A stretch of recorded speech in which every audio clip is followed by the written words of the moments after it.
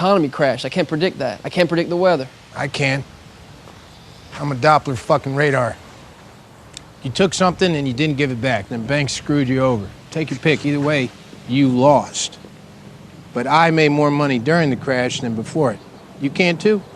You just gotta stop lying to yourself and ask, what did you do wrong that your family lives in a motel?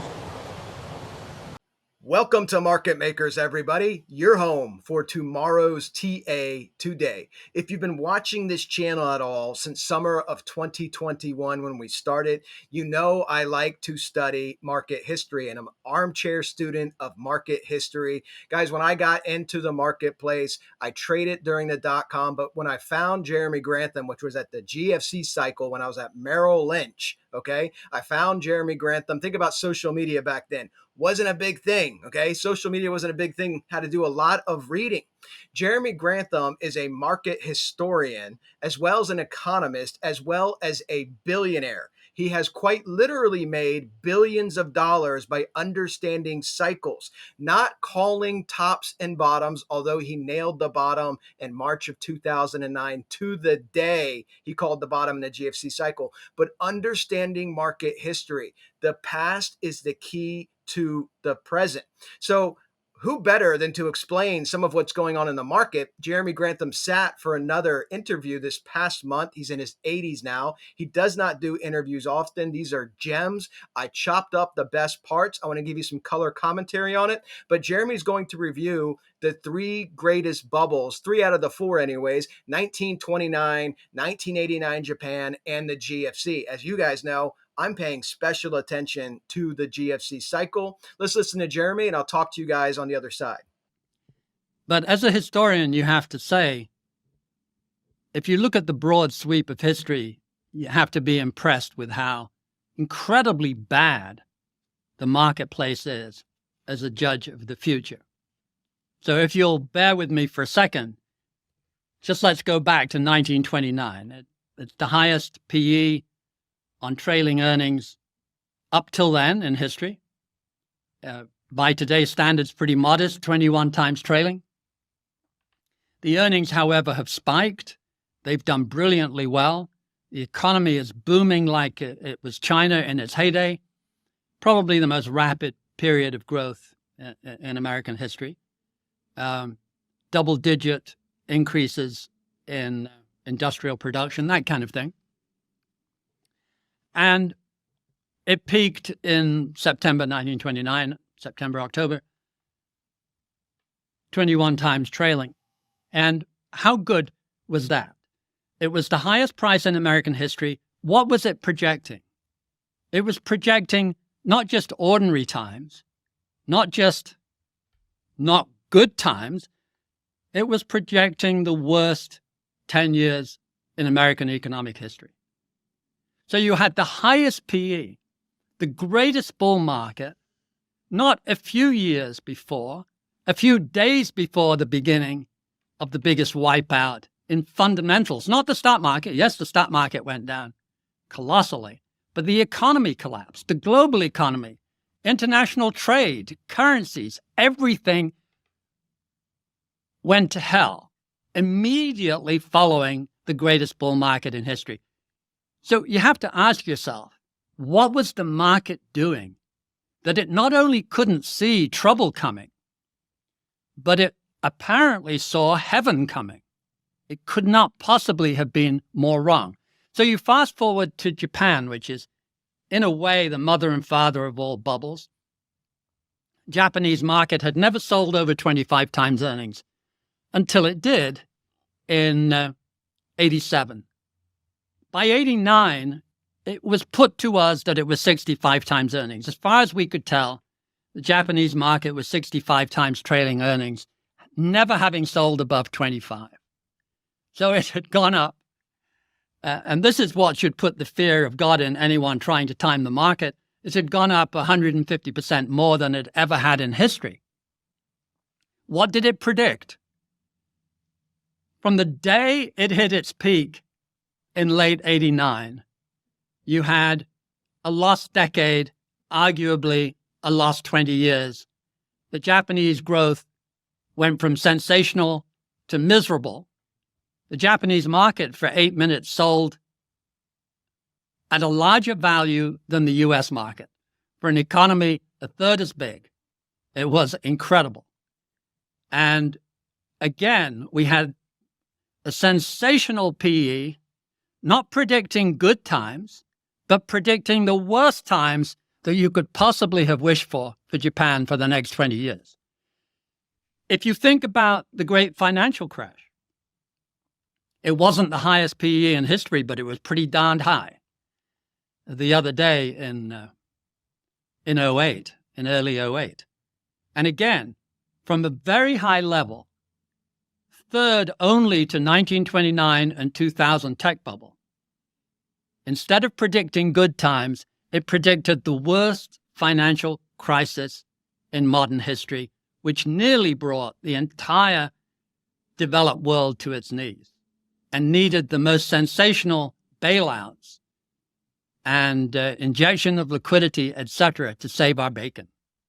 Incredible. So if you look at the three great events, or three of the four great events of the 20th century, you have to say absolutely spectacularly wrong. Peak multiples projecting the worst periods of our history. I want you all to understand how catastrophic these bubbles can be, because everybody loves to zoom out to the 100-year chart and say, look, .com was a blip. GFC was a blip. 1929, that was so long ago. What you need to understand is the decimation of wealth that occurs and how long it can take to break even. If you bought the market in 1929, it took you almost 25 years to break even for a new all-time high. You didn't get one until the early 1950s. If you bought the Dow in 1969, it took you almost 13 years, the early 1980s, to get a new all-time high. If you bought the peak of the market in March of 2000 in .com, talking about the index, it took you 7 years to hit that new peak in the GFC cycle. Not to mention the massive drawdown in wealth, not to mention the individual companies that go bankrupt, not to mention the wealth that is never redistributed to some of the one-time market leaders. Look at Cisco. Cisco was the market leader. The market leader, the largest company in the world in .com, it has not taken out its all-time high to this day. 1989 Japan, the Nikkei 225, the index in Japan, did not make a new all-time high until 2024, and it peaked back in 1989. Wealth decimation. You need to understand what happens in these marketplaces. And I want to talk about unemployment. We're going to hear about it from Jeremy Grantham.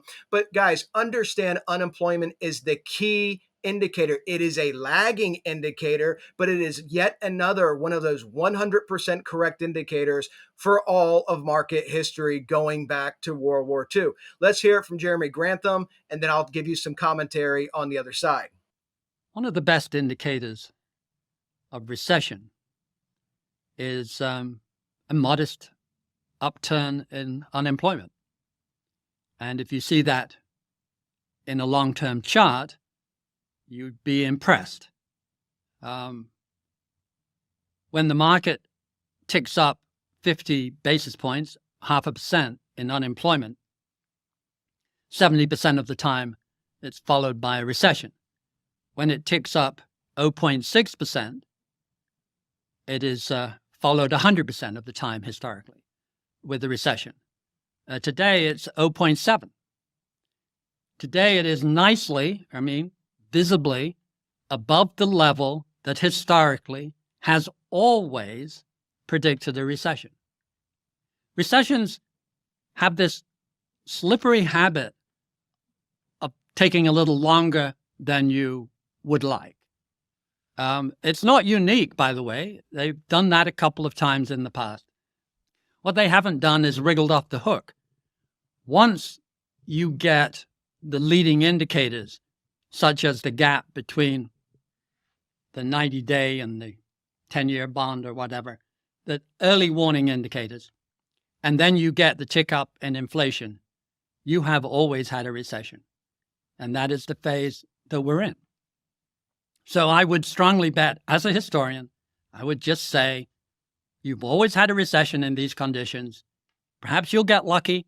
Perhaps this time will be very different from history. But this isn't 1 or 2 times. This is 8 or 9 times out of 8 or 9. You have always had a recession in modern times. And perhaps this will be an exception. I wouldn't hold my breath. So here you hear Jeremy talking about unemployment. And guys, everybody knows the Somm rule now, right? Claudia Somm, just like most people with trading systems, she took something that everybody has already known and slightly modified it with a 3-month moving average, set the parameters of a year. You go up 50 basis points. Going back to 1953, you've had a recession every time.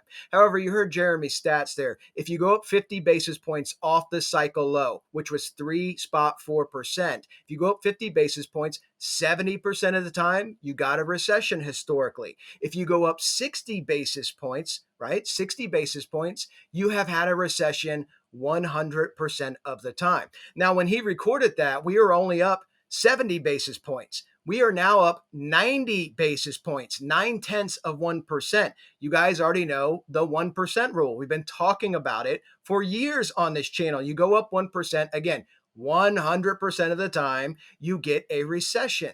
You need to understand this. Lee, throw up the unemployment chart. Again, the reason this is important to understand is because nobody on the media, right? The Ponzi media is not going to react to unemployment until it's too late. Highlight in red where the recessions are. That black wave is unemployment. Unemployment spikes during the recession and after the recession. If you are reacting, you are late. You are the Fed. You have to understand where you are in the cycle. It is very key to understanding what happens next. Throw up the Bank of America slide. Again, this is the Somm rule.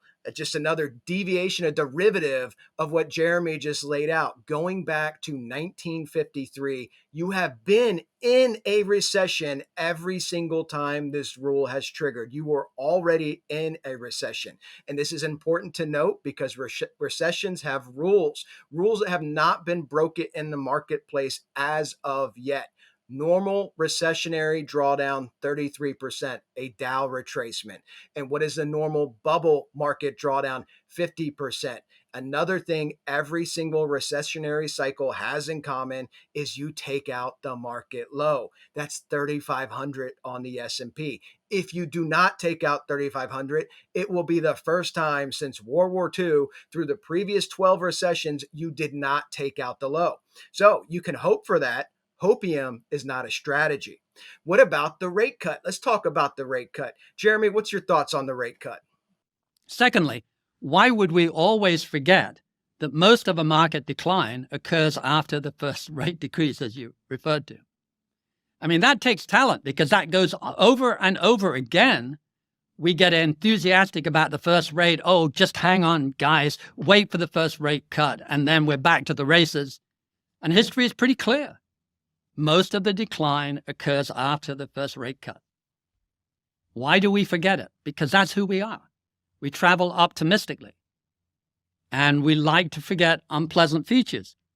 You guys know what happens watching this channel after the first rate cut. In the last 2 bubble cycles, we rallied. We rallied for 3 to 4 weeks. I expect, because the market is nothing more than a system made up of people buying and selling, I expect that initial euphoria. I expect the Ponzi media to push it. Look, now finally small caps can fly. Now the market can be okay. Understand, it takes an average of 18 months. 18 months to 2 years for a cut or a hike to play in the marketplace. So this is totally symbolic when they cut the first time. It's totally symbolic. And history shows you after that cut, as I showed you guys in the GFC cycle, as we've talked about in the dot-com cycle, after that initial euphoric rally of a few weeks, the market is decimated and declines heavily. You need to remember that. These are key things that nobody else is going to tell you and break down for you. And most importantly, what do we have with these bubbles?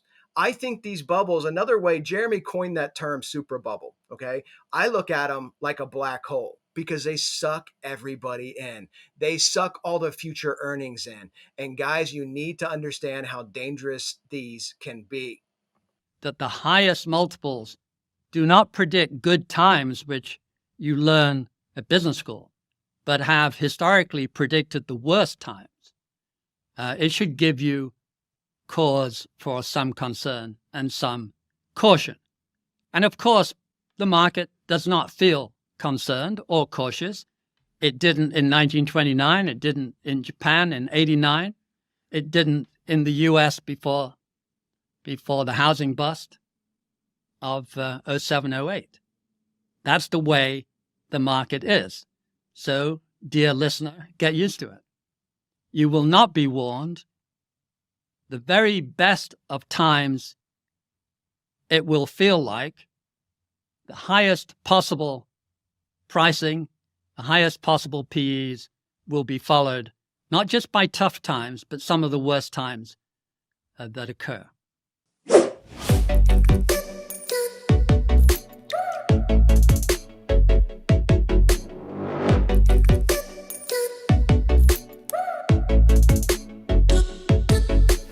All right, ladies and gentlemen, today we're going to cover the S&P futures, NASDAQ futures, and Bitcoin. If you want additional content, live streams, be a member of a fantastic community, as well as my staff's trading ideas, my trading ideas, our education, then check out our Discord. That link is in the video description. Lee's link to his Telegram is also there. If you have any issues joining, he can walk you through it. And because Discord is confusing to some people, our fully integrated website should be launching here in August. So I'm really excited about that.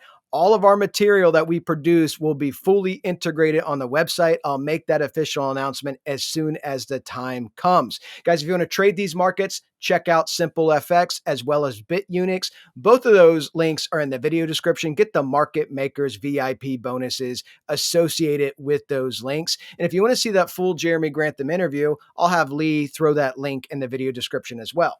So we're going to start off on the GFC here for the S&P. Again, this is where we have been, is where we are going. Market history, 5.25%. Again, identical Fed funds rate, identical peak July 16th before the retracement, September 18th for the first rate cut, just like this cycle. Very important, but I want to show you guys some new twists to the pattern because this was really fascinating to me, okay? I want to show you where the 50-day moving average was back here in 2007.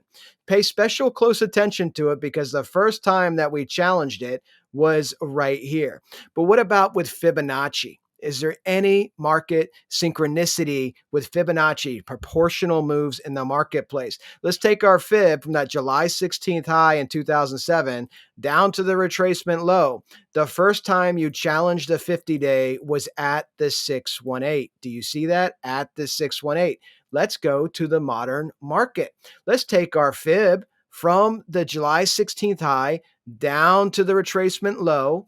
Look where the 50 is. Right at the 618. This is also the case for the NASDAQ, okay? So here's the NASDAQ. Here's your 50. Look at your 50. Let's go ahead and pull a fib from your high. In this case, it was July 19th, down to your retracement low. Look where the 50 was, right at the 618, okay? Look at the NASDAQ and the modern market. Where's the 50? Where's the 618? Right there, 19,596. So this is yet another market synchronicity. Human beings, which make up the market, are reacting to euphoric times and panic times the same way they always historically have. Like yelling fire in a movie theater, you get the same reactions. If we look at the ES here in the current market, look at this. Okay, so where we are now, we have our retracement of 10.5%, right? Beautiful. Beautiful hit, exactly to 5120, hit our exact target. You have this retracement back to the upside. You don't just make a V recovery and keep going up. You will find resistance. So you have to think about what are the catalysts this week that could propel price higher or send it back down to either retest the low or make a new low. The big one is on Wednesday, you have the new inflation data, which is slated to come in cooler. My take on the market is right now, if that inflation data comes in cooler, you're going to be making your W pattern in this fashion. You'll have price rally up here to 54.91, test the 50, test the 618, where it will meet some resistance, get some type of pullback, and then we're going to elevate to the next level over time. Over time, I mean through the rest of August. Ultimately, we're going to try to rest at a higher level here in the marketplace, okay? We want to get price back to a higher level here off this W pattern, come back up, try to maintain a higher shelf back in this region with confluence of the September 18th rate cut, break out to the upside to our targets. That's the macro movements of what I think is going to happen. Inflation comes in hotter. You could see this just sell right back off, right? And if it sells back off, where could it go? Well, let's look at our fibs here of where it could go. Let's pull our fib the same way that captured that beautiful 786 fib. The 886 is your next low at 5,050. And what do you have in confluence with the 886? You have the 200 down here. See your 200 day? So if you get hot inflation and it scares the market, you could come back down even lower. And now you're probably thinking, but does that break the fractal pattern? No, it does not. It actually gives further confluence for the fractal pattern because we could be right here. We could be right here for this move up and then the retracement down. And if you look at this with the passage of time, this was August 16th. What is today's date? Today's date's August 11th. So if you're going to make this low, it makes sense. You have a catalyst set up with the CPI. If you get hot inflation, market could come back down, come down to 5,050 in the modern market, just like you did here. This was a 12.5% retracement after all, remember? And then you still rallied up for your new all-time high. Okay, so that's a possibility in the marketplace. I don't know what the inflation data is going to be. I can simply tell you it's supposed to come in cooler based on surveys of economists, based on the Fed's own projections. It may come in mixed and cause more volatility. It may come in hot and make the market drop back down. So you want to watch 5,050, but ultimately, all of this is chop because I know where the market's going to go, which is to complete this pattern. If we track to our fractal pattern, I went over this pattern in detail, the AB equals CD pattern in the last video. So watch that. But the larger macro movements are what concern me. Whether price does this, comes up and down, but continues on this pathway doesn't matter as long as we get to target. This is the trade that I want. The reciprocal move here, equidistant upwaves, 15.25%, 15.25%, the same upwave you did in the GFC, taking us to our ultimate destination of 5,900 to 6,100 in confluence with the September 18th rate cut, giving us that boost in price. Friday, October the 11th, the exact same day we made our all-time high back in the GFC. How apropos would that be if we do that just like the July 16th high that we made, matching the GFC? So Friday, October 11th, out to late October, October 21st. This is based on the rally, the euphoric period after the rate cut. You're going to get that 3 to 4 week rally before the market realizes, hey, that rate cut's going to take 18 months to 2 years to actually affect the marketplace. This was just a euphoric rally. And maybe you get new information that comes in the market, but that's where I'm looking for that top, guys. October 11th, October 24, 5,900, 6,100.